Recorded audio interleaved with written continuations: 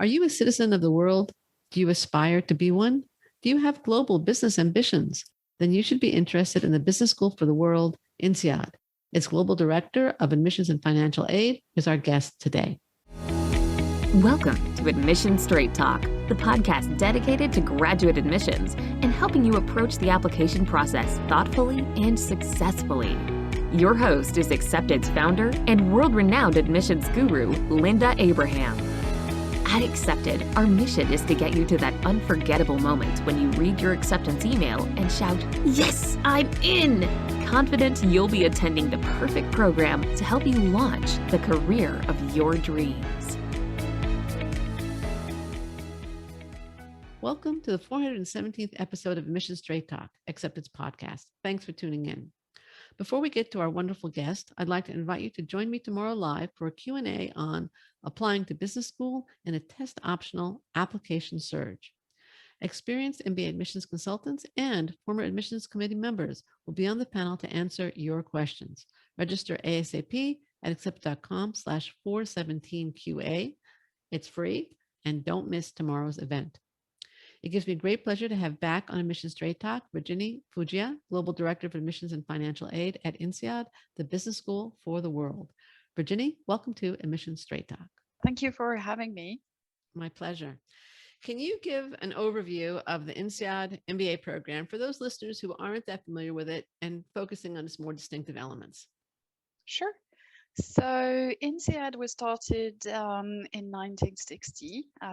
We welcome our class around those years, and since the very beginning, we have had very international classes with in the very first class already a number of Europeans represented, but also people from outside Europe.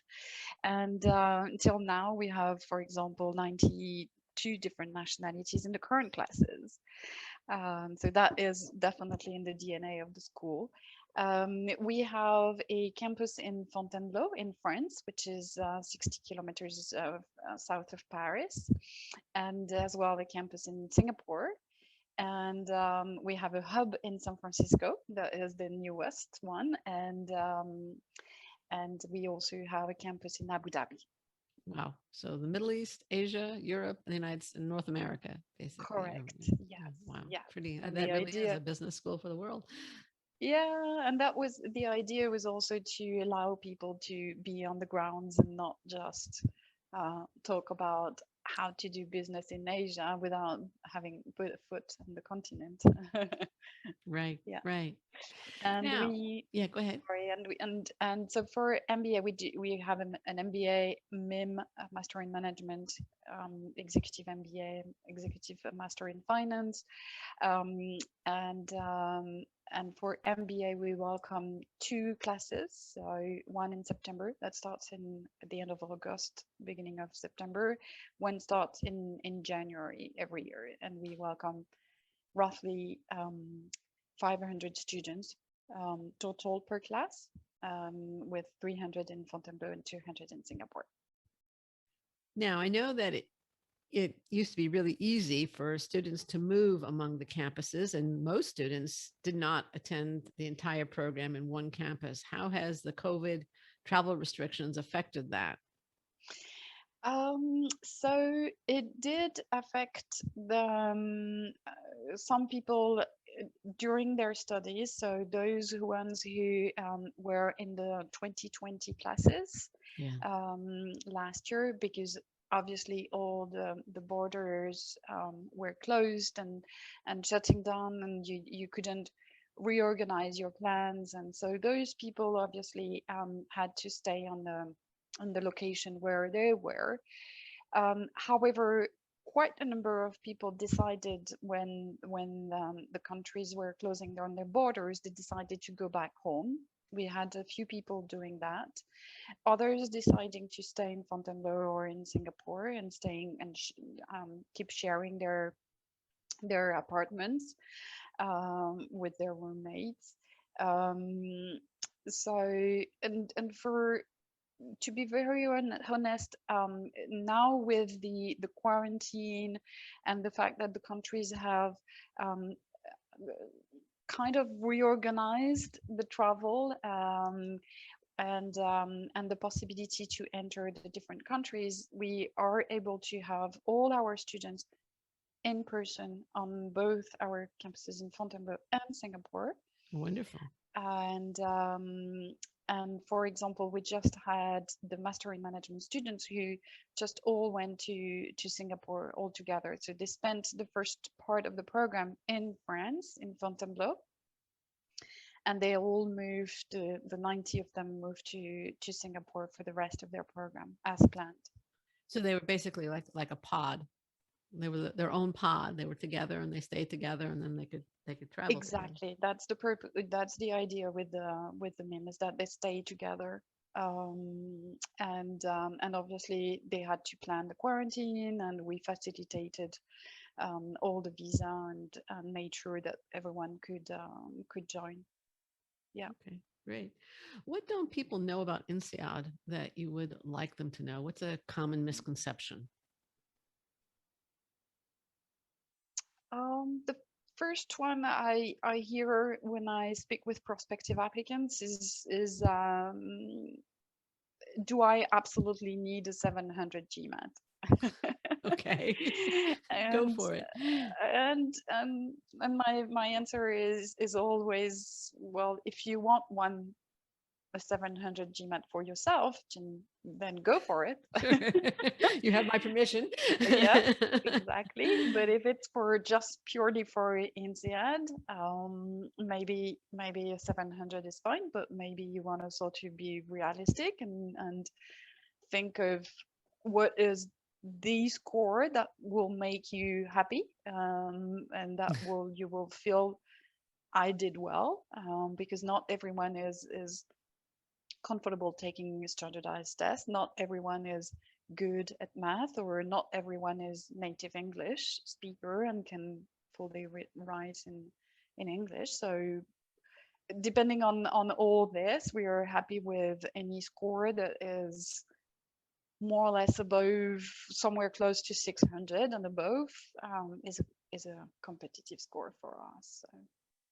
Okay, I thought of one. I'm going to ask you about it, and that is that INSEAD is a great school for consultants. But if you're interested in finance, well. if you're interested in finance, it may not be such a great choice, or maybe anything other than consulting. You can fill in the blank. That's a very good one. We have it sometimes, yes. And one thing that was really interesting, that was back in when we had the Lehman Brothers and all this finance 2008 bubble exploding. Yes, exactly. And we actually, INSEAD managed to have one of the biggest cohort or group of people going into the finance sector post financial crisis, in ahead of schools that had a higher reputation in the domain, in the sector. So that was probing for me. Right. You also do have a master's in finance program. I assume you have professors who teach it. Yes. So some very there's one thing that when you were talking, it kind of, and also when I was preparing for the call, both caught my attention. Yeah. Yes, we hear that, and I to be very honest, I don't mind. It's not a reputation that hurts to have. I think it's just also to be put into perspective, because an MBA with a fast pace like INSEAD, intense MBA, is very much appreciated by consulting company. Right. So I'm happy if the consulting companies find talent at INSEAD that they can find ready for the next mission. So I mean, it's a why not? And this is not something I will fight against. It's perfectly fine if MBBs find the talent here. It's perfectly fine if people want to go to give it a try. It's a good way of keeping the learning and the momentum post MBA to go to a consulting firm where you're put into different roles in different sectors, different companies for short missions or longer ones. So yeah, it makes sense. Why not? The other thing is that INSEAD certainly can be and is very strong in general management, and its placement in consulting is fantastic. But it doesn't mean that it can't be good in finance, entrepreneurship, or other areas. There's no conflict. And Yeah, there is sometimes no it's conflict. perceived like if you have a strength in one area, you can't be strong in others, and that's Yeah, just not true. that's true. And that's also kind of limiting a career to a post MBA job. Mm-hmm. Mm-hmm. This is, we all work for 20, 30, 40 years, right? So you don't do an MBA just to join a consulting firm for 2 years post MBA. Right. You do an MBA because you want to gain access to a network, you want to gain access to continuing education. There are many different reasons. Some people do it for acquiring new skills, others to change sectors, others to change location. There's so many different reasons for doing an MBA that limiting it to just the post study job is a little bit narrow, Excellent point. when in fact it can be. We see in the statistics that it's 20 years post MBA. It's more than 80% of the graduates who have had a stint to entrepreneurship. Wow. So they do try entrepreneurial ventures at some point in their Sure. career.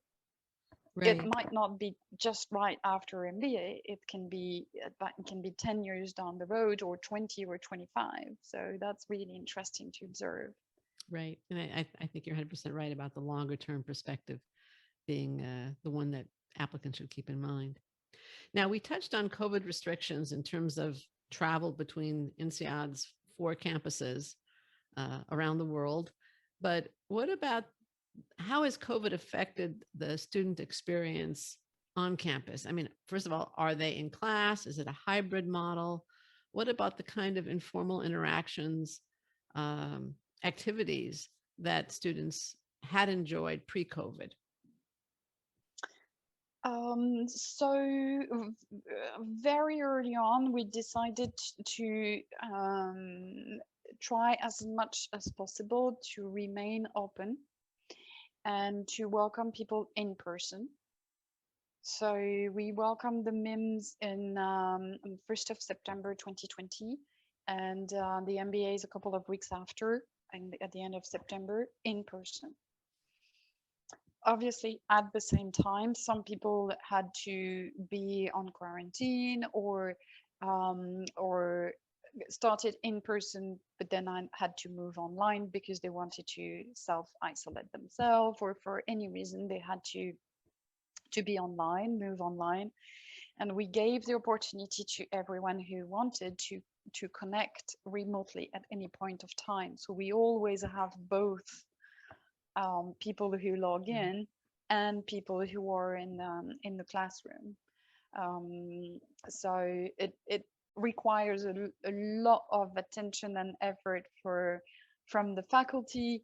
All the faculty assistants have been amazing and facilitating the Zoom sessions, and at the same time the in-person, the classroom experience.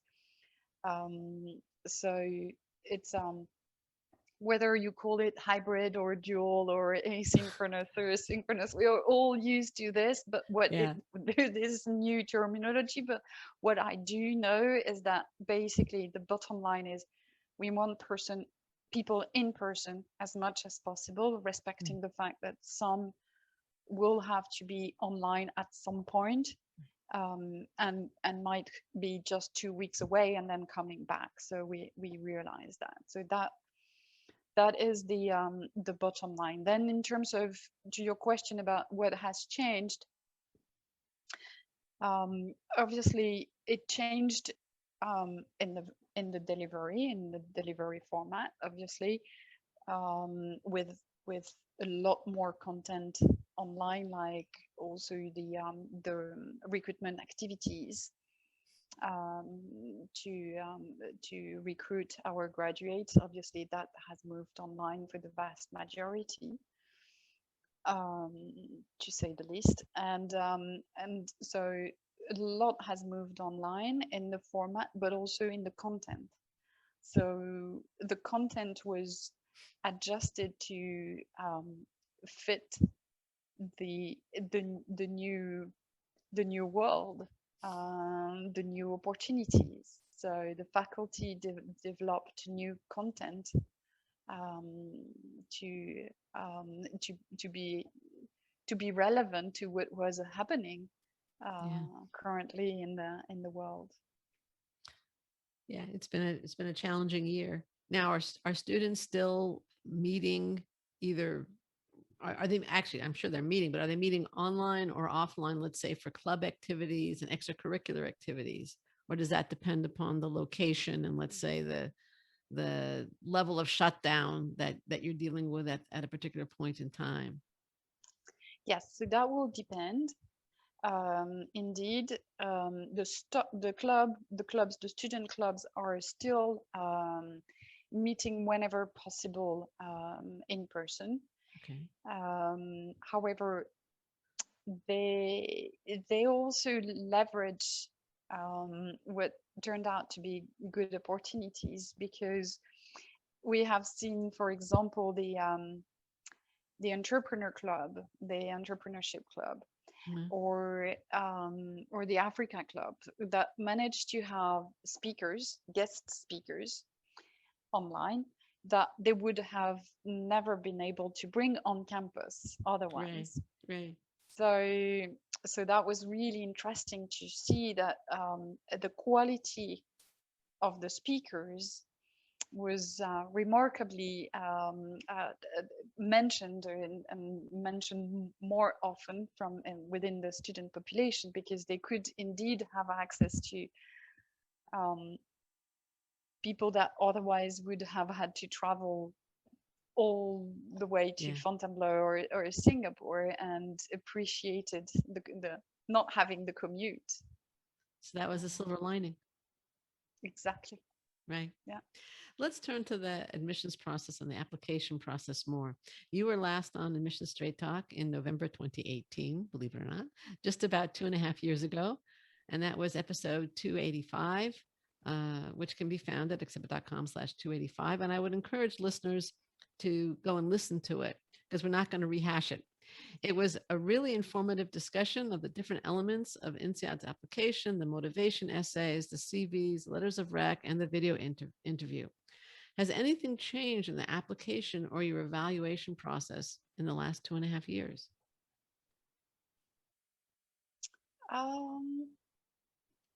Yes and no. No, in the in the first essay remains the same. The number of questions are the same, but it did change a little bit in what we see in terms of expectations and what people are writing to us. So that's more on the other side, what So people that's write applicant expectations or your expectations? Applicants' expectations. Really? How Yes. so? We see more and more people being interested in or discussing the sense of purpose, or having some sort of sense of purpose. Sorry, and discussing how they could make an impact, and how they can make an impact to their family, to their company, to their community. So we see that the reason why we did not change the essays and rarely change them is because we're pretty transparent. I mean, I'm on this call with you, and we answer questions from a lot of prospective applicants all the time. We're pretty transparent because at the end of the day, we want to give a chance for people to do INSEAD. It's not a process where we feel who can we eliminate. It's the contrary. Do you see what I mean? So Yes. it's more people can just showcase who they are and why they think INSEAD matches their values, what they would like to achieve in the future, not just post MBA as we just discussed, and hence the questions can remain the same.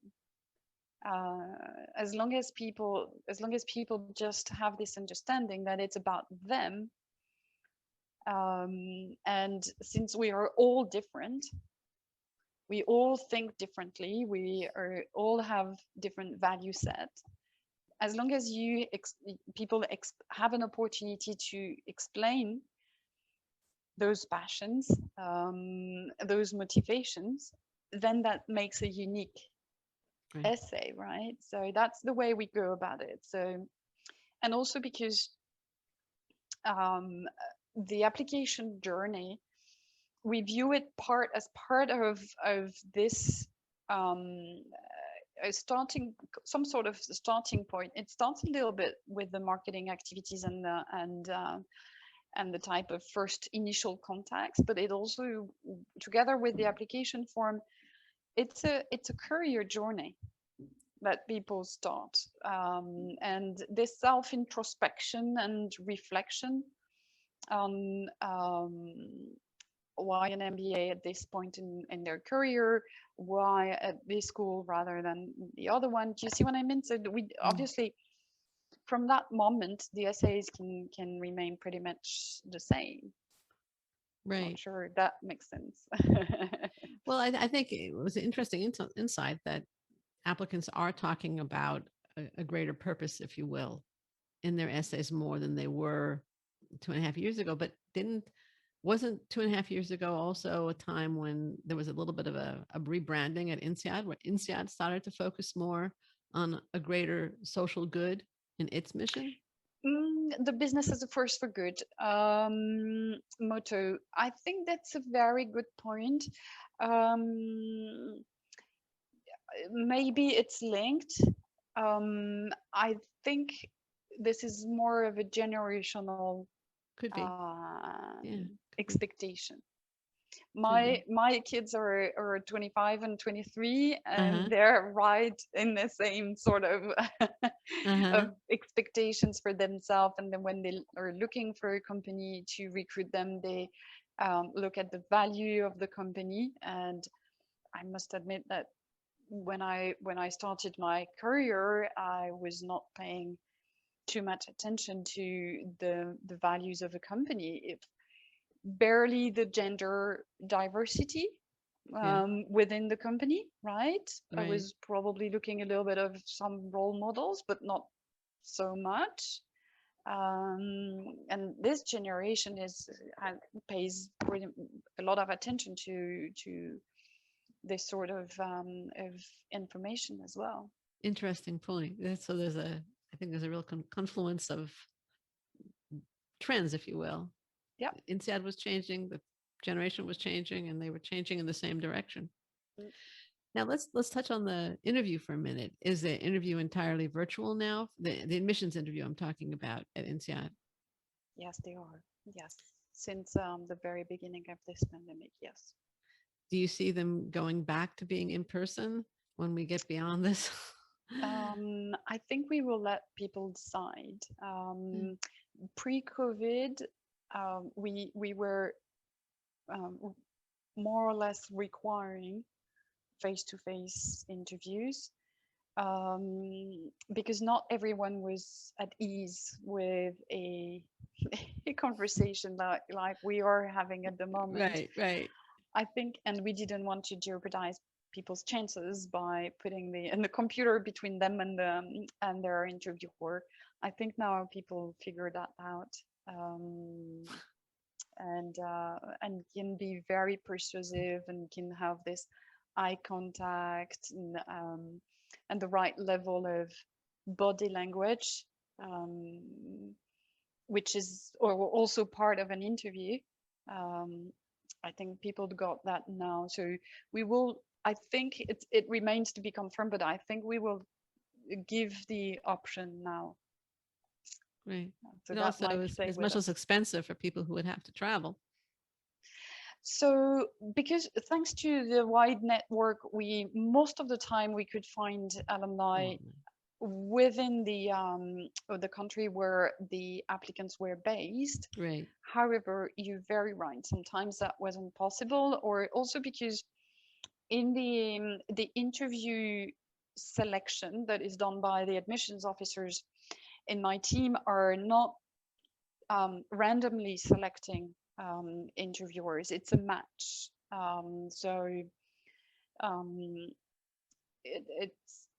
It's purposely that two people have been selected to interview a specific profile. And sometimes we didn't have the possibility to have the right profile of interviewer in the country. So we were struggling a little bit, and that could stay with us, the online interview, the virtual interview for people, for countries where we have less alumni. Indeed. All right, great. What's the most common mistake you see applicants making?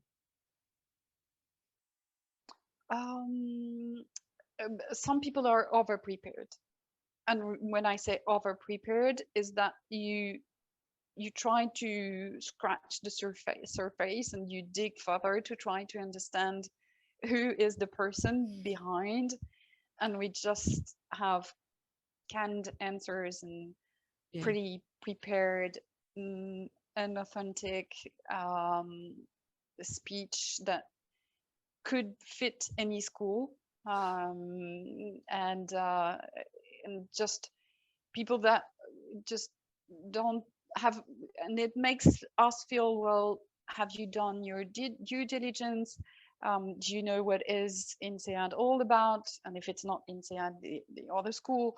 So it's more this sort of common mistake when we read essays that are very, very dry in a way, where you don't really get to know the person. Right, that makes sense. And even with the virtual interviews, it can be a little trap for some people, because it's like if people were reading a script. Do you see what I mean? It's a little bit of that, because we tend to limit our gesture when we are on the computer, obviously, and we kind of look a little bit stiffer than in person. Right. And if people are over prepared, then that's kind of stuck. they're even more so. They're even stiffer, and yeah, I can hear that. That's a great insight. Thank you. Now, in light of the pandemic and the crazy end to last year's admission cycle, which I guess for you at this point is 2 cycles ago because you have the January intake, are you reading applications with a slightly different perspective, looking or weighing differently certain qualities and attributes that you did before the pandemic?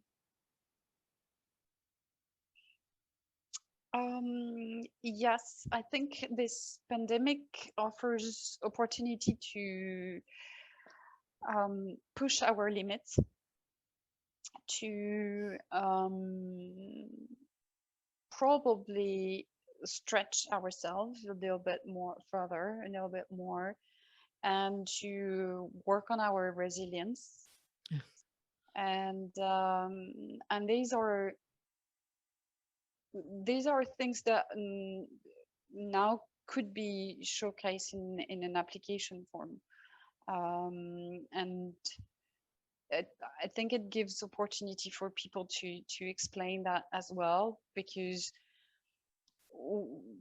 where this is coming from my perspective, when we select people, we also look at some sort of resilience, because you learn from your failures. I'm convinced that we learn more through failures than achievements, and building your resilience is very important, and can be very beneficial when then it comes to recruitment and the interviews, and being denied for an interview for the job you thought was your dream job, but then you give it a try again, or you prepare again, but you get the feedback, you accept the feedback, you use this resilience that I'm referring to. So I think that's good opportunity to showcase. People will have more examples maybe of Right. resilience or adaptations, maybe. And initiative. And initiatives, very Right. true.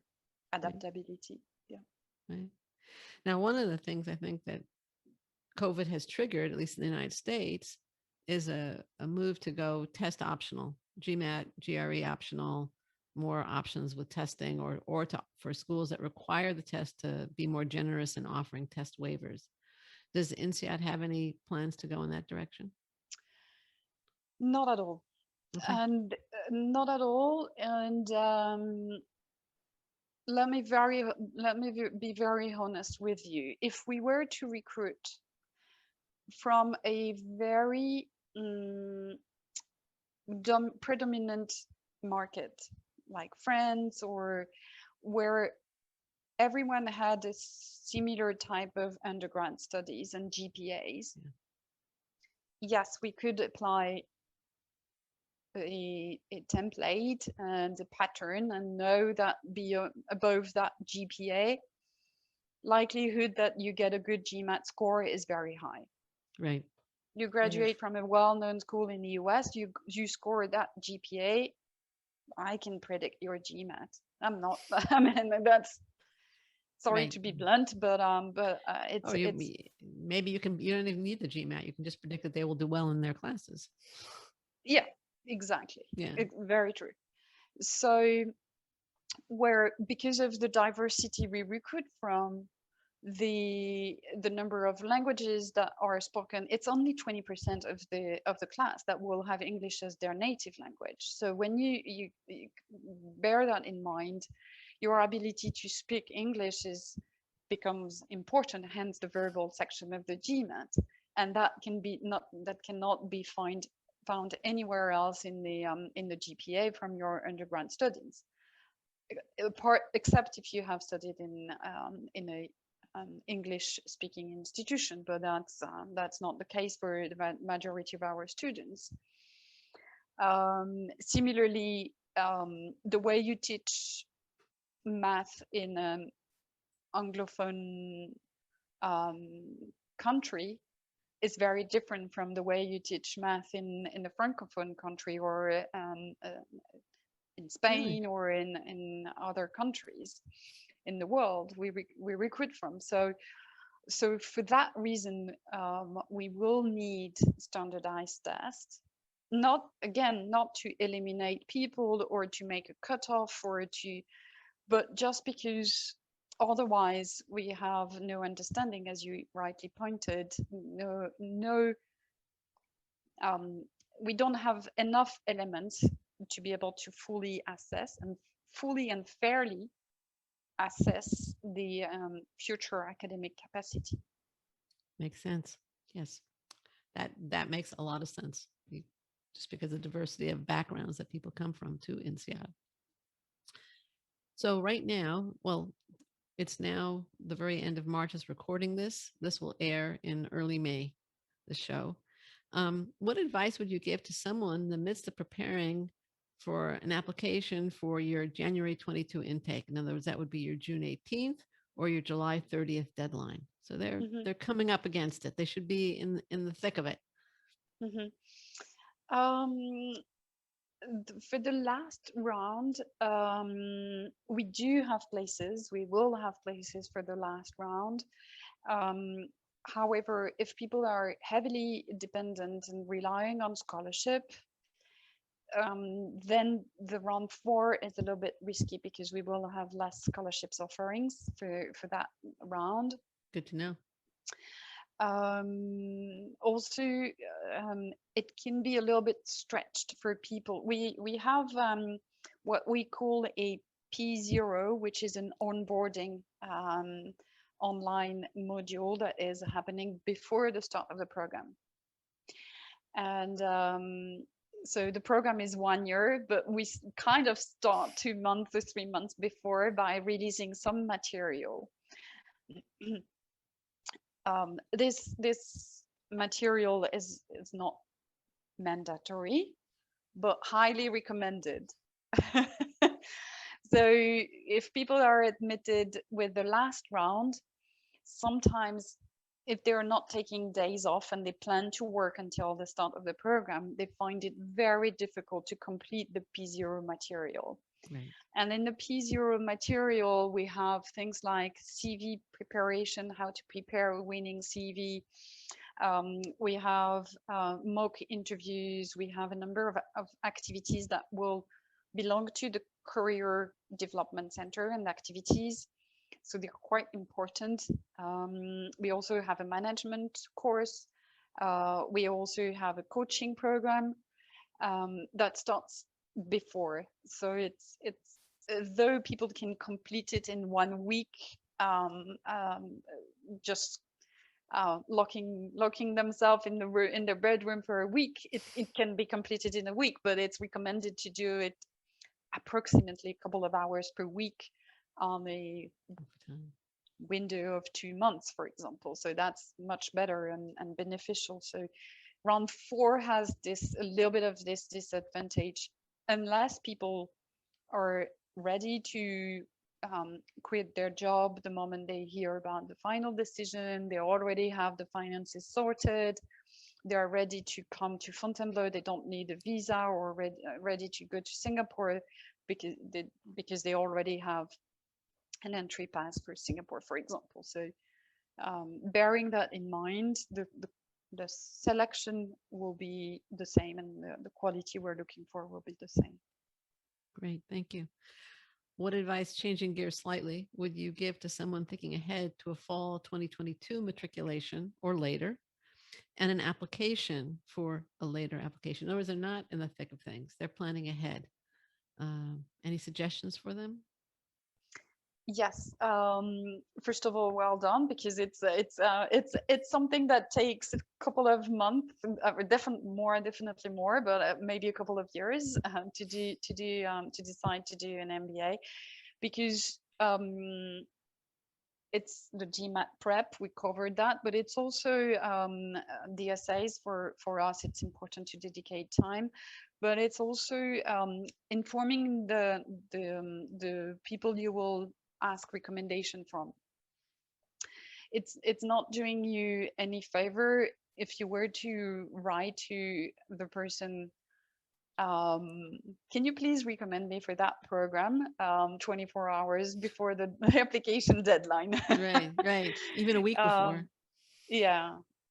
So it's usually recommended to explain the thought process, explain why again the MBA, and then maybe what you would like to showcase, and then the person can write a meaningful letter of recommendation. Otherwise it's a missed opportunity, and we see answers like, I cannot comment on this.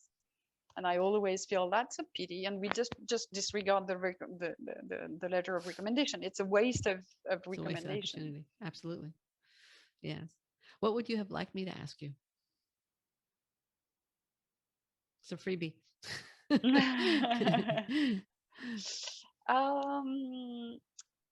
Maybe just on the size of the class, of the future classes.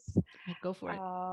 Because we have had a smaller class in 2020, in September 2020, and we had a bigger class in January 21. Oh, all right. Because of so what we decided to do. So and so for next year, so for people who are targeting next year, we're back to normal class size. Wonderful. Not wood. It's wood if the COVID is is Permitting. yeah, exactly. But the idea was that when we reduced the class size for the September 2020 intake, was that we didn't know, first of all, what to expect, and we all had heard about cluster and social distancing, but technically, logistically, how do you make that happen? So the dean had a number of town hall and forums with the incoming students, asking them, what do you expect? What would you recommend we do? And a number of people requested the possibility to defer, which we agreed. So we did, we welcome 300 plus in September 2020, and we increased the January class to accommodate the deferrals. Okay, sounds good. Virginie, I want to thank you so much for joining me today. Where can listeners and potential applicants learn more about INSEAD's MBA program?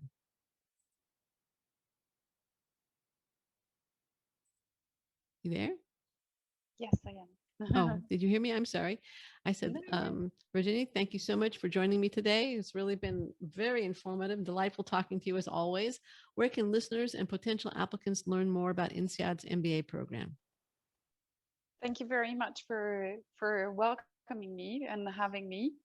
My pleasure. And yes, we'll be happy to stay in touch with any prospective applicants, and people can always check the website insead.edu. Thanks again. Listener, thank you too for joining Virginie Fougea, INSEAD's Global Director of Admissions and Financial Aid, and me for our 417th episode. We'll include links in the show notes at accept.com/417 to the site, to the INSEAD site rather, as well as to Virginie's previous interview at Admission Straight Talk and related articles and interviews. They are all linked to at accept.com/417. Quick reminder, register for applying to business school in a test optional application surge, which was a discussion with experienced MBA admissions consultants and former admissions committee members. It's tomorrow. Save your seat ASAP for this free event at accept.com/417QA. Look forward to seeing you there. If you found this show worthwhile, please participate in Admission Straight Talk. Thank you for your review contest. One listener a month who leaves a podcast review on Apple Podcasts, also known as iTunes, will win a free 20-minute consultation with me. You can leave your review at lovethepodcast.com/AST. Again, that's lovethepodcast.com/AST. I look forward to hearing from you and speaking with you. Thanks again for coming. This is Admission Straight Talk, produced by Accepted, and I am your host, Linda Abraham. I'll talk to you again next week.